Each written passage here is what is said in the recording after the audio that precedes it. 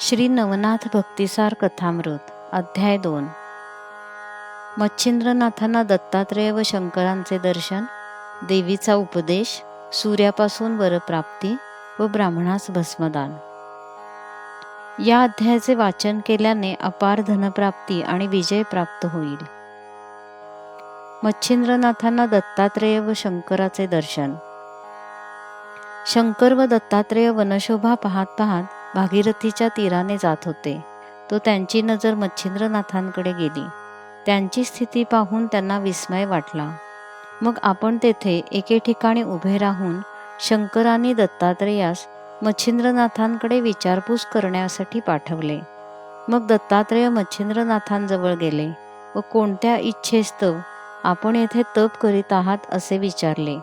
तेव्हा मच्छिंद्रनाथाने डोळे उघडून दत्तात्रेयांकडे पाहिले. मग मान हलवून नमन करून म्हटले, महाराज, आज मला येथे 12 वर्ष झाली, पण आज पावेतो मी या अरण्यात कोणीच मनुष्य पाहिला नसता आपण आज एकाएकी मला विचारित आहात. त्या अर्थी आपण कोण आहात हे मला प्रथम कळवावे, व ज्या अर्थी आपले दर्शन झाले आहे त्या अर्थी आपण आता माझी मनोकामना पूर्ण करून जावे. ते ऐकून दत्तात्रेय म्हणाले, मी अत्री ऋषींचा पुत्र आहे. मला दत्तात्रेय असे म्हणतात. आता तुझी इच्छा काय आहे ती मला सांग. हे ऐकून आज आपली तपश्चर्या फळास येऊन केल्या कर्माचे सार्थक झाले असे मानून व सर्व नेमधर्म सोडून मच्छिंद्रांनी दत्तांच्या पायावर मस्तक ठेवले. त्यांना प्रेमाचा पाझर फुटल्याने नेत्रातून एकसारखे पाणी वाहू लागले. त्यामुळे दत्तांचे पाय धुतले गेले. नंतर ते दत्तात्रेयास म्हणाले, महाराज, आपण साक्षात भगवान आहात. शंकर, विष्णू व ब्रह्मदेव या तिघांचे रूप एकवटून आपण अवतरला आहात. आता माझे सर्व अपराध पोटात घालून माझा अंगीकार करावा. असे बोलून पुन्हा पुन्हा पाया पडू लागले. मग दत्तात्रेयाने त्यास सांगितले की तू चिंता करू नको, तुझ्या मनोकामना पूर्ण होतील. असे बोलून आपला वरदहस्त त्यांच्या मस्तकावर ठेवला आणि कानात मंत्राचा उपदेश केला. त्यामुळे मच्छिंद्रनाथांचे अज्ञान तत्काळ निघून गेले व तत्क्षणी सर्व चराचर ब्रह्ममय दिसू लागले. मग शंकर व विष्णू कोठे आहेत ते मला सांग असे दत्तात्रेयांनी विचारल्यावर त्यांनी उत्तर दिले की ईश्वरा वाचून मला दुसरे काही दिसत नाही. सर्व ठिकाणी ईश्वराची व्याप्ती आहे. हे त्यांचे भाषण ऐकून व एकभावना झालेली पाहून दत्तात्रेय त्यांचा हात धरून त्यांना घेऊन जाऊ लागले.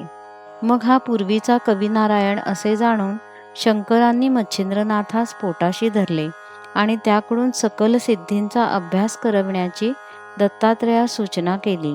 मग दत्तात्रेयाने त्या सर्व विद्यांचा मंत्रोपदेश केला आणि नाथ संप्रदाय निर्माण करून दत्तात्रेय व शंकर निघून गेले. मग मच्छिंद्रनाथही तीर्थयात्रा करावयास निघाले. देवीचा उपदेश. मच्छिंद्रनाथ तीर्थयात्रा करीत करीत सप्तशृंगीस गेले. तेथे त्यांनी भक्तिपूर्वक अंबेचे दर्शन घेतले व स्तुती केली. त्या समयी साबरी विद्या आपणास पूर्ण अवगत होऊन त्यावर कविता करावी असे त्यांच्या मनात येऊन गेले. ह्या कवित्वाच्या योगाने लोकांना पुष्कळ फायदा होईल अशी त्यांची कल्पना होती. परंतु दैवत अनुकूल न झाल्यावाचून कार्यसिद्धी व्हावयाची नाही अशीही त्यांच्या मनात शंका आली. मग त्यांनी अंबेसन्नीत 7 दिवसपर्यंत अनुष्ठान केले. तेव्हा अंबा प्रसन्न झाली व कोणता हेतू मनात धरून तू हे अनुष्ठान करीत आहेस ते मला सांग म्हणून म्हणाली. त्यांनी सांगितले की माते, शाबरी विद्येवर कवित्व करावयाचे माझ्या मनात आले आहे, तरी माझा हेतू पूर्ण होण्यासाठी मला उपाय सांगावा. मच्छिंद्रनाथांचा असा मनोदय जाणून तुझे मनोरथ पूर्ण होतील असा देवींनी त्यांना आशीर्वाद दिला. मग ती त्यांना मार्तंड पर्वतावर घेऊन गेली. तेथे एक मोठा वृक्ष होता. तेथे मंत्रोक्त हवन केल्यावर वृक्ष सुवर्णासारखा दैदिप्यमान असा त्यांना दिसू लागला. तसेच झाडांच्या फांद्यावर नाना दैवते बसली आहेत असेही त्यांना दिसू लागले. असा चमत्कार अंबिकेने त्यांना दाखवला. ती सर्व दैवते मच्छिंद्रनाथांकडे पाहत होती, पण बोलत चालत नव्हती. नंतर अंबेने त्यास सांगितले की तू आता येथून ब्रह्मगिरीच्या जवळच अंजन पर्वत आहे त्यावर महाकालीचे स्थान आहे. तेथे जाऊन भगवतीला नमस्कार कर. तेथून दक्षिणेकडे नदीवर जा. तेथे उदकाने भरलेली श्वेतकुंडे दिसतील. त्यातील शुक्लबेल तोडून एक एक कुंडात टाक. ती कुंडे 100 आहेत. पण ज्या ज्या कुंडात तो वेल सजीव दिसेल त्यात स्नान करून उदक प्राशन कर. त्या योगाने तुला मूर्छना होऊ लागल्यास 12 आदित्य स्मरून जप करावा, म्हणजे पुढचा मार्ग दिसेल. नंतर काचेच्या कुपीत तेथील उदक घेऊन 12 आदित्यांचे नामस्मरण करीत वृक्षास घालावे, म्हणजे सर्व दैवते प्रसन्न होऊन वरदान देतील.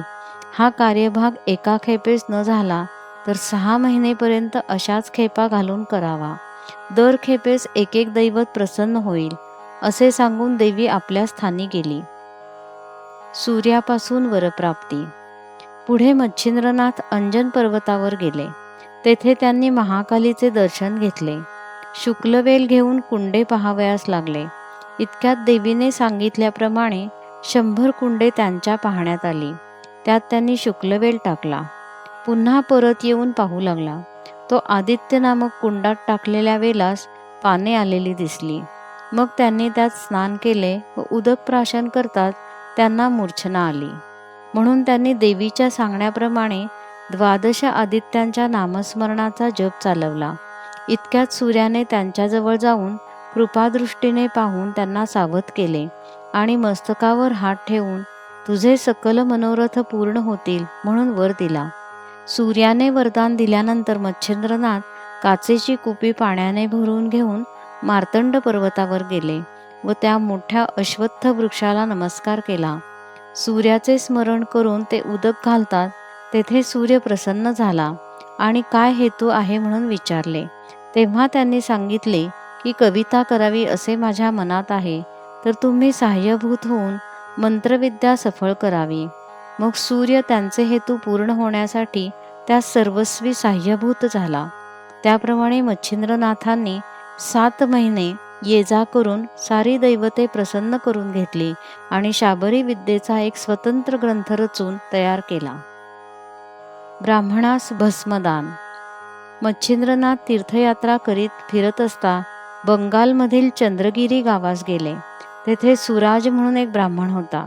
त्याच गावात सर्वोपदयाळ हा नावाचा एक वशिष्ठ गोत्री गौड ब्राह्मण राहत होता. तो मोठा कर्मठ होता. त्याच्या पत्नीचे नाव सरस्वती.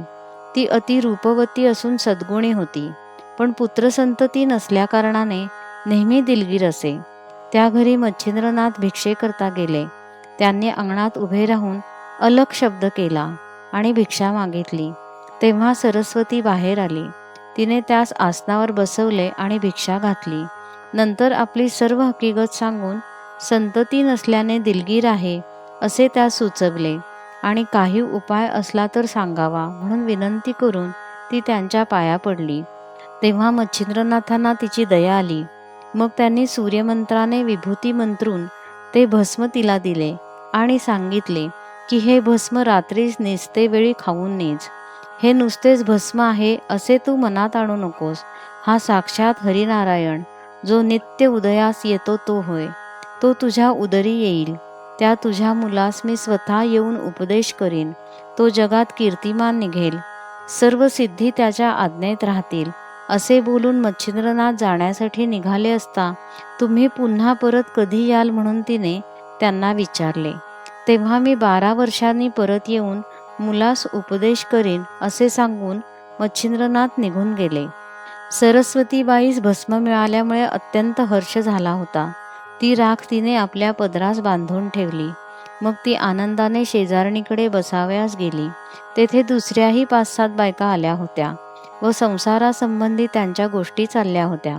त्यावेळी तिनेही आपल्या घरी घडलेला सर्व वृत्तांत त्यास सांगितला आणि त्या कानफोड्या बाबाने सांगितल्याप्रमाणे मी भस्म खाल्ले असता मला पुत्र होईल काय म्हणून विचारले. तेव्हा एकजणीने तिला सांगितले की त्यात काय आहे, असल्या धुळीने का पोरे होतात. तू अशी कशी त्याच्या नादी लागलीस कोण जाणे. आम्हाला हे चिन्ह नीट दिसत नाही. अशा तऱ्हेने त्या बायकांनी तिच्या मनात किंतु भरवल्यामुळे ती हिरमुसले तोंड करून आपल्या घरी गेली व गोठ्याजवळ केरकचरा शेण वगैरे टाकण्याची जी खाच होती त्या उकिरड्यात तिनं ते भस्म टाकून दिले. कथा 2 समाप्त.